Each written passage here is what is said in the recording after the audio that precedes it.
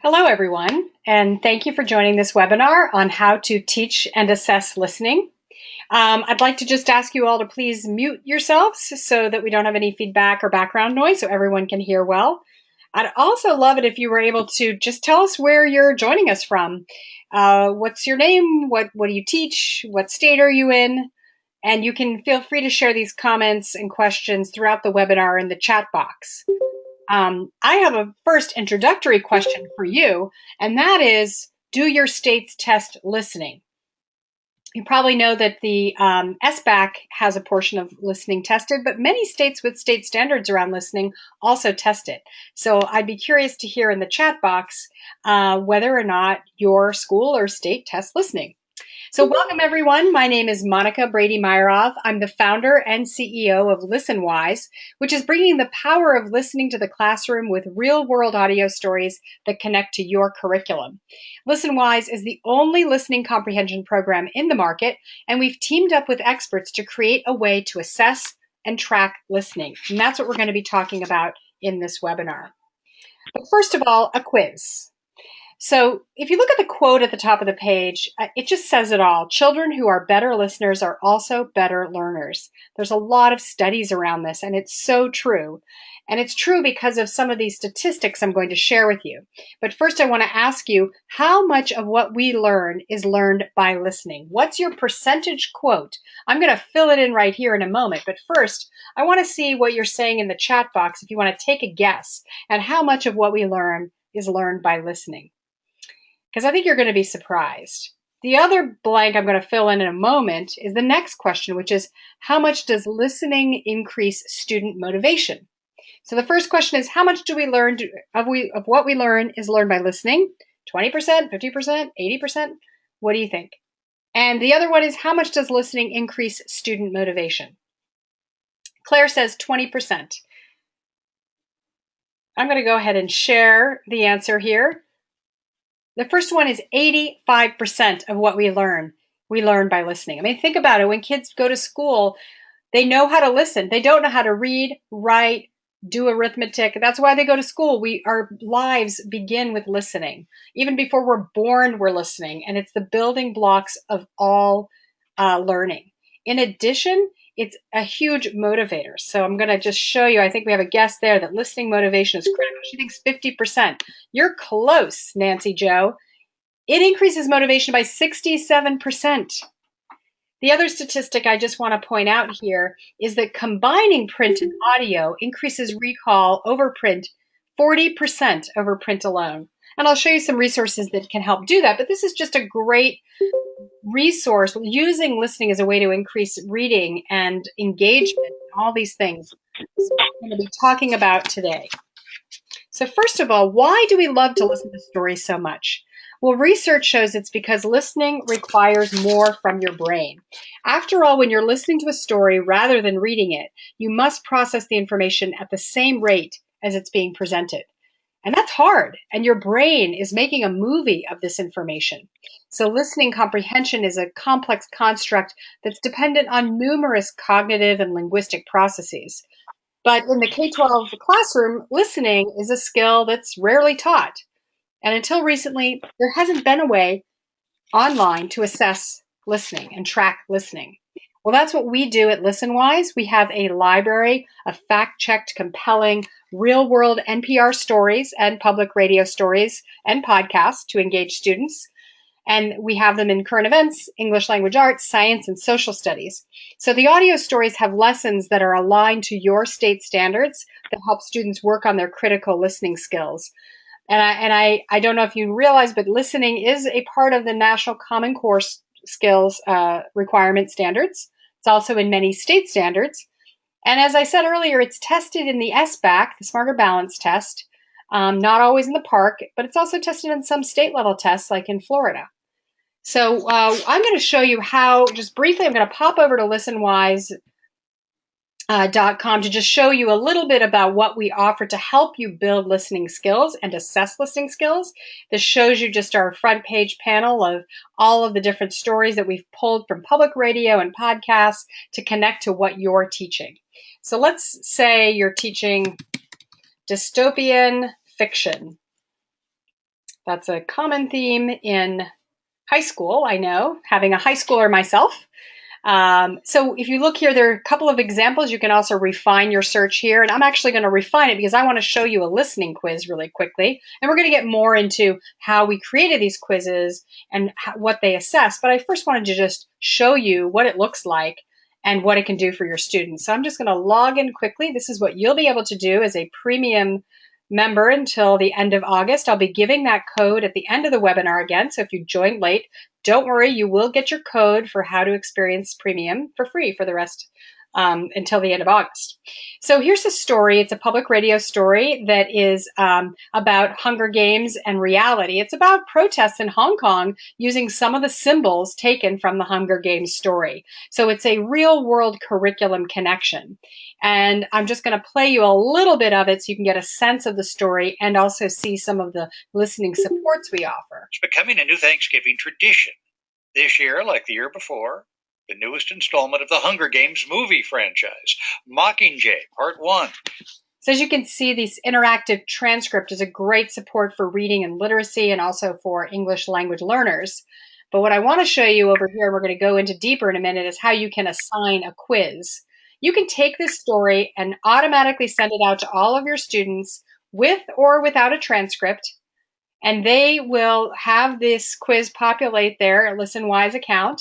They'll be able to listen and read the transcript or not if you'd like, and screen through the 5 questions in our quiz. So just wanted to give you a quick view of what the quiz looks like and how easy it is to assign and find, and show you that it's part of this broader lesson that we have around the content of the public radio story and how it relates to your curriculum, but then also building listening supports, which I encourage you all to take the time to familiarize yourself with all of the supports we offer, including tiered vocabulary, worksheet organizers, additional listening guides.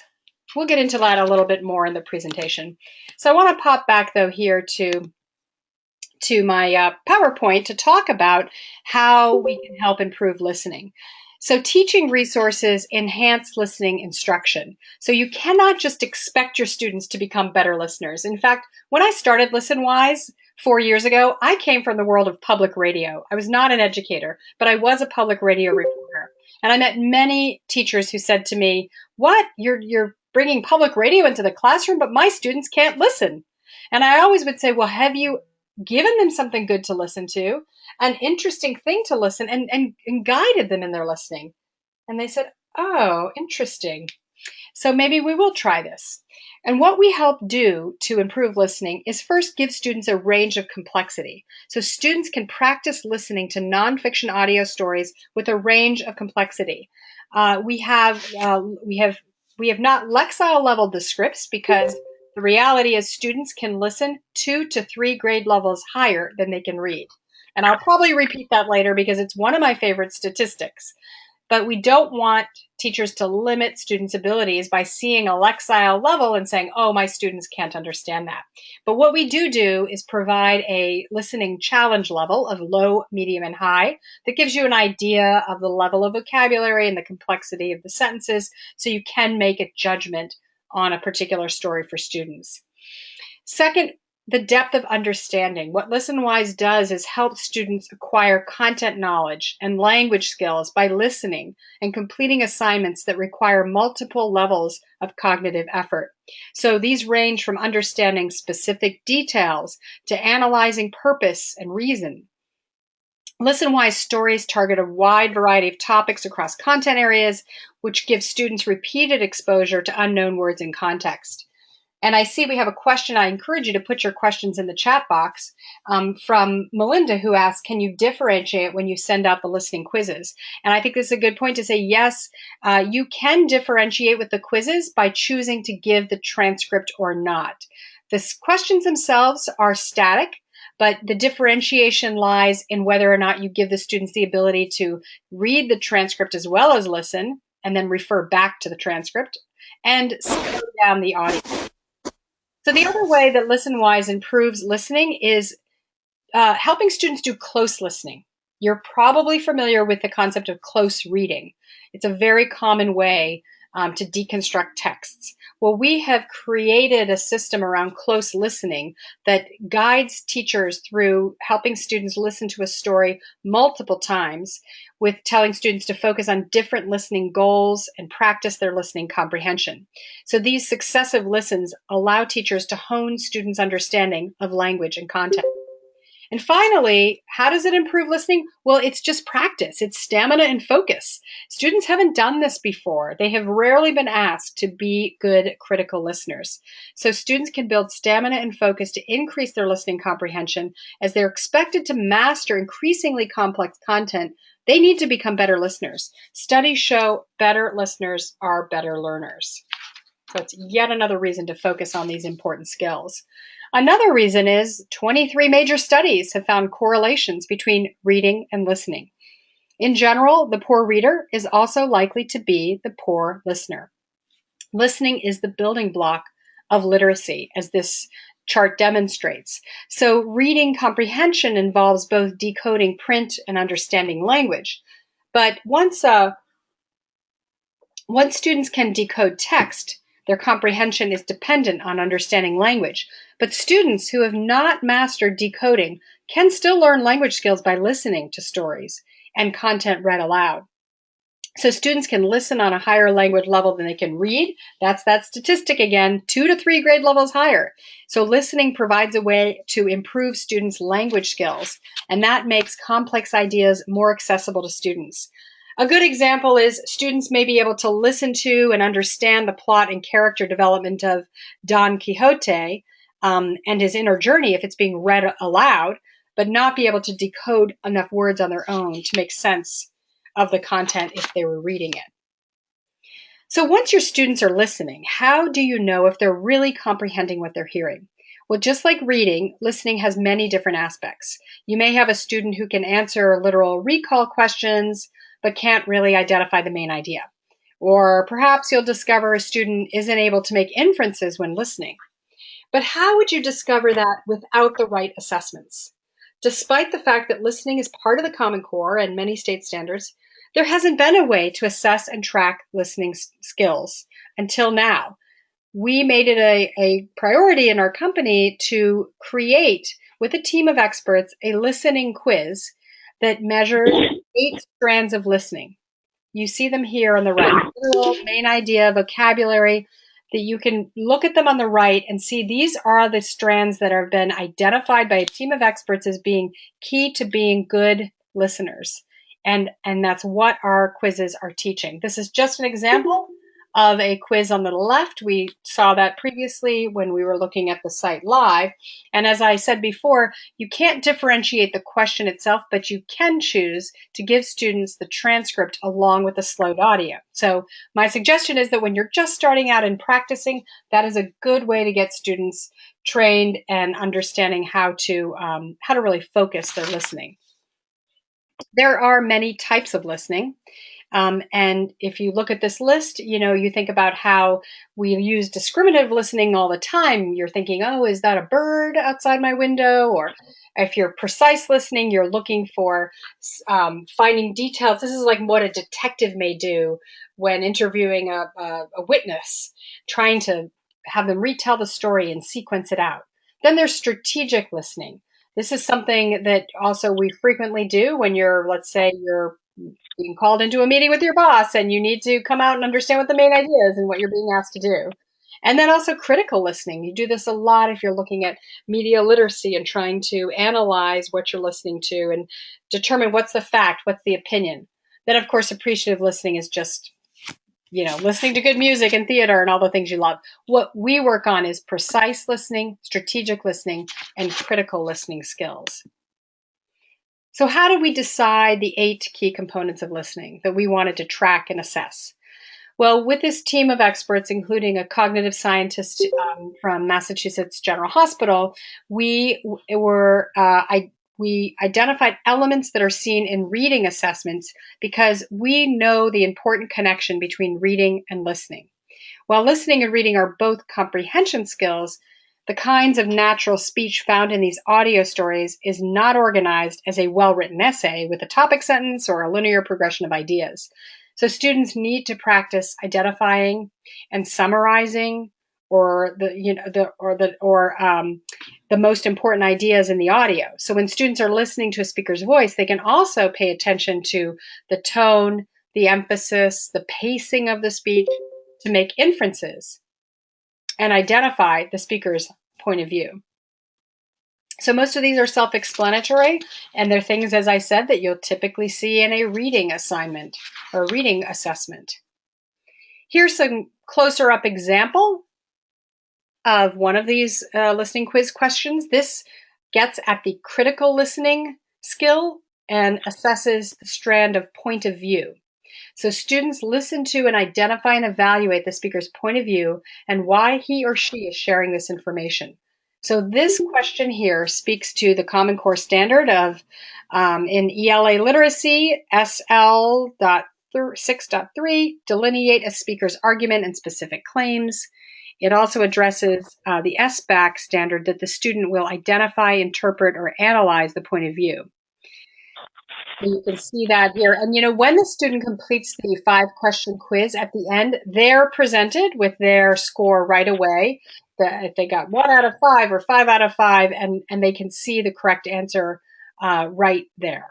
So how students perform, the other thing that will happen is you as the teacher get an immediate report, which I'm going to show you in just a moment, and that will inform your feedback, your instruction, and let me show you how we provide that data.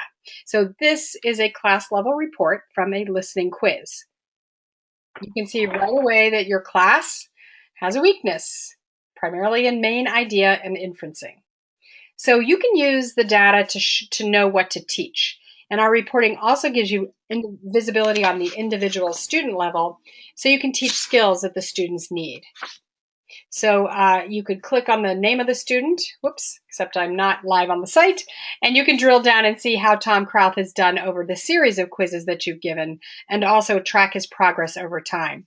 So we have reporting on the student level, the class level, and then we also have an admin level access that allows them to see how the whole school is doing, improving their listening skills. So now that you're armed with the data, how do you teach listening? So this is just a step-by-step way to do it. First, you want to set the purpose. Students need to understand the purpose for listening to get the most out of the experience. They need to listen for rather than to. So having an explicit purpose in mind will help them know where to focus and enable them to achieve success. Do they need to listen to determine which statements are fact and opinion? Or do they need to understand the procedure for carrying out a specific activity? In either case, letting students know upfront will make their accomplishment more likely. So when you look at Listenwise, you'll see we always have a list of listening discussion questions. Those are some guides you can use to choose what is the purpose, and maybe you want to write down one of the questions on the board or hand it out or just tell them to keep it in their minds while they're listening. Next, you want to set the stage. So getting ready to listen is like getting in the zone or warming up. You just want to warn them. You want to try to be in a quiet place, shut the door to your classroom, maybe dim the lights, sitting in an appropriate place. You can tell students to either close their Chromebooks or put their heads on their desk, take notes, don't take notes, just helping them understand what the setting is and how they should behave will ensure success. So after the listening, you want to point out the importance of providing the time for follow-up. So immediately after they've listened, hold them accountable for whatever it was that they were attending to while listening.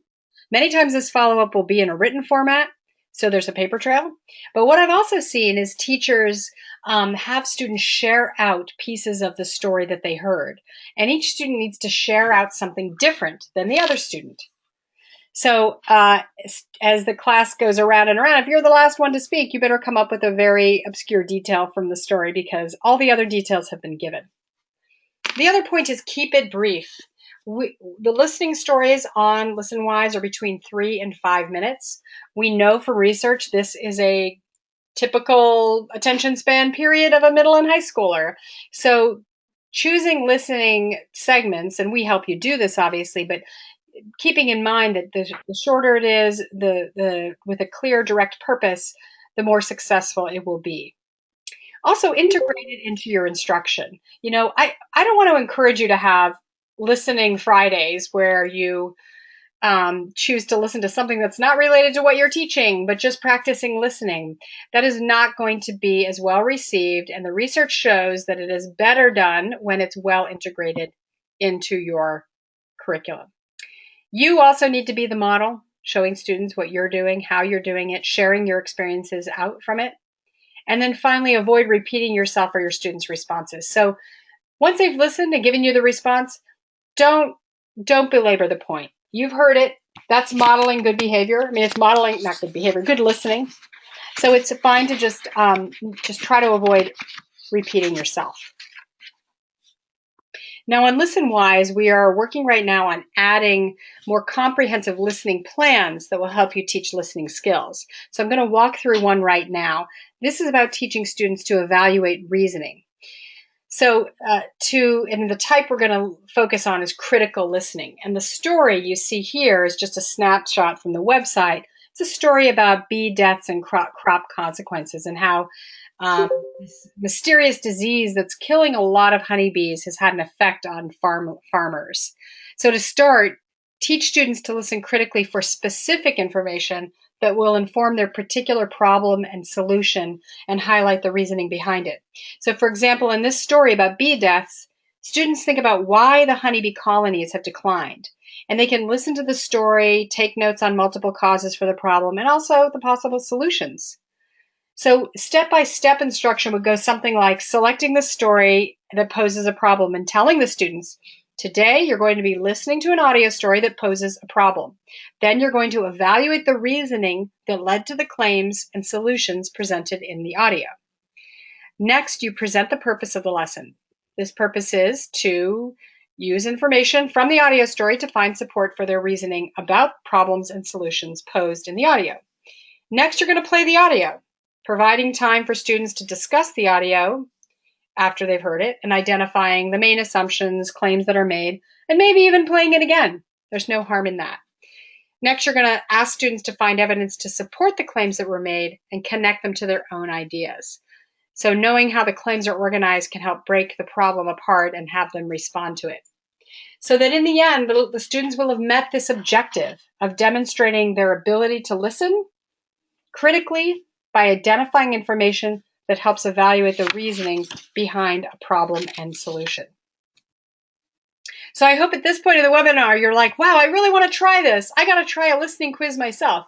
Well, I am assuming you're all teachers, and I know many of you confirm that in the chat box, but I wanted to give you a way for you to test your own listening by going to listenwise.com/listening_test. And you're going to call up the story called Cooking Up a Super Volcano. And this is just a fun way for you to practice and understand what it means like without, what it means to listen to a 2.5-minute story and see how much you can recall. Do you know the best meaning of the words? Can you infer? How is your detail recall? So I challenge you all to take the listening challenge. Now, if you have questions, we're coming to the end of the prepared statements in the webinar, and I'm happy to answer them. So I'm next just going to go to one more time back to that original graph, because I think it's so important to look at how important listening is in increasing test scores, in helping students listen and comprehend 2 grade levels above their reading level. This is just some great statistics.